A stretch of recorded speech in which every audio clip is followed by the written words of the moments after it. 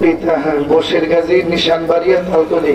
2 নম্বর মোহাম্মদ জহিরুল ইসলাম, পিতা আব্দুল জলিল, গ্রাম পাজরাবাঙ্গা তালতলি। ওর আব্বা বিদেশ থাকে তো এই জন্য ওর আব্বাও আসতে পারে নাই।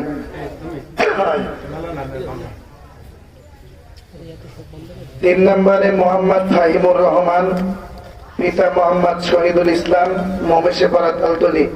আমার সেজ বোনের ছেলে, বুঝলেন? এই যে ছোট্ট এক ভাগ্নে ছিল আমার এই। তারপরে 4 নম্বরে হাফিজ মোহাম্মদ মাহাদি হাসান, পিতা আব্দুর রহিম। আমাদের এই গ্রামে আব্দুর রহিম ভাই আছে? এদিকে আসেন, এদিকে আসেন।